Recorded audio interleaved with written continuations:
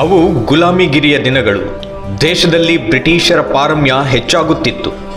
ಜನರು ಬಹಳ ಚಿಂತಿತರಾಗಿದ್ದರು. ಆದರೆ ಅವರು ತಮ್ಮ ಸಂಸ್ಕೃತಿಯ ಮೇಲಿನ ದಾಳಿಯಿಂದ ಹೆಚ್ಚು ಹೆದರುತ್ತಿದ್ದರು.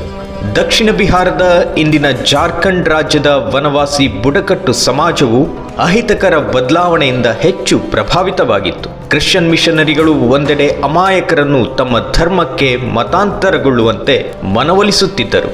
ಇಂತಹ ಸಂದರ್ಭ ಅಲ್ಲಿನ ಮುಂಡಾ ಸಮುದಾಯದ ಜನರು ಚಿಂತೆಗೊಳಗಾದರು.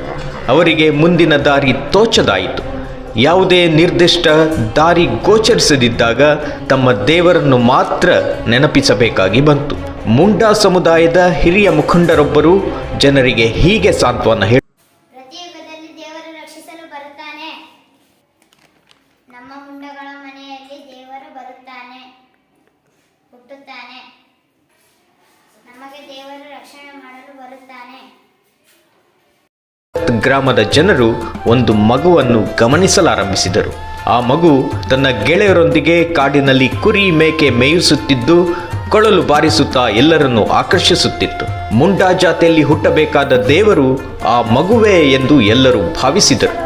ಮುಂದೆ ಸಾಧಕನೆನಿಸುವ ಈ ಮಗು ಬೇರಾರೂ ಅಲ್ಲ, ಜಾರ್ಖಂಡ್ನ ಅರಣ್ಯವಾಸಿಗಳಲ್ಲಿ ದೇವರೆಂದೇ ಪರಿಗಣಿಸಲ್ಪಟ್ಟ ಭಗವಾನ್ ಬಿರ್ಸಾ ಮುಂಡಾ. ಬ್ರಿಟಿಷ್ ಕಾನೂನಿನ ಪ್ರಕಾರದಿಂದ ನೀವು ಅರಣ್ಯವನ್ನು ನಾಶ ಮಾಡುತ್ತಿದ್ದೀರಿ. ಅರಣ್ಯ ನಾಶ ಮಾಡುತ್ತಿಲ್ಲ, ನಾವು ನಮ್ಮ ಪಾಡಿಗೆ ನಾವು ಬದುಕ್ತಿದ್ದೀವಿ. ನಿಮ್ಮ ಹತ್ತಿರದಲ್ಲಿರುವ ಆಯುಧಗಳನ್ನು ನಮಗೆ ಒಪ್ಪಿಸಿ. ನಾವು ಒಪ್ಪಿಸಲು ಸಾಧ್ಯವಿಲ್ಲ.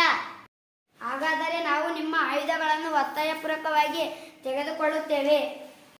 ಅದಾಗುವುದಿಲ್ಲ.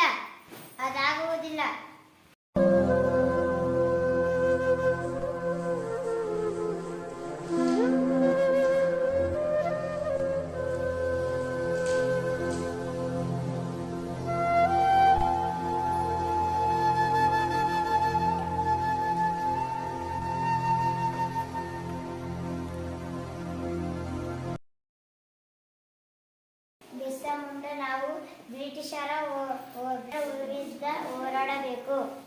ಆಯ್ತು, ನಾನು ಅದಕ್ಕೆ ಸಿದ್ಧನಾಗಿದ್ದೇನೆ. ಬನ್ನಿ, ಬ್ರಿಟಿಷರ ವಿರುದ್ಧ ಹೋರಾಡೋಣ.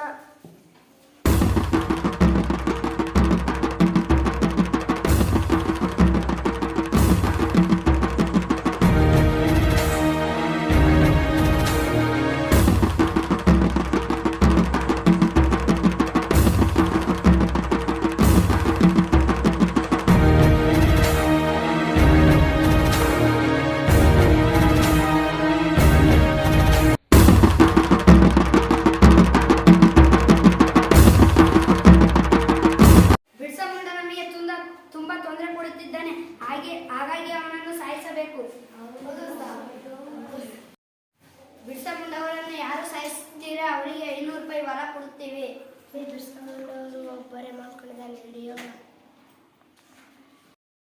ಬನ್ನಿ, ಹೋಗೋಣ, ಬನ್ನಿ.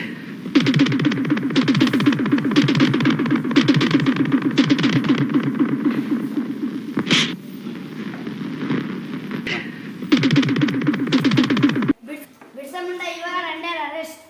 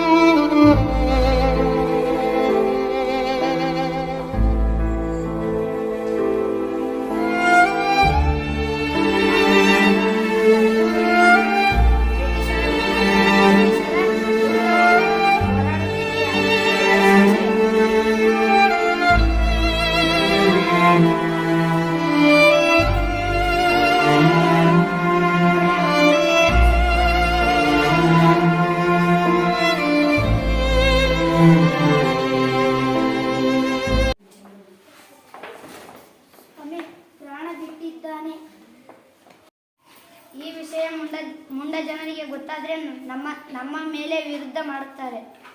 ಹಾಗಾದರೆ ಅವನು ಅವನು ಅನಾರೋಗ್ಯದಿಂದ ಸತ್ತಿದ್ದಾನೆ ಎಂದು ಹಬ್ಬಿಸಬೇಕು. ನಮ್ಮ ಮುಂಡ ಎಲ್ಲಿ, ನಮ್ಮ ಮುಂಡ ಎಲ್ಲಿ? ಅವನ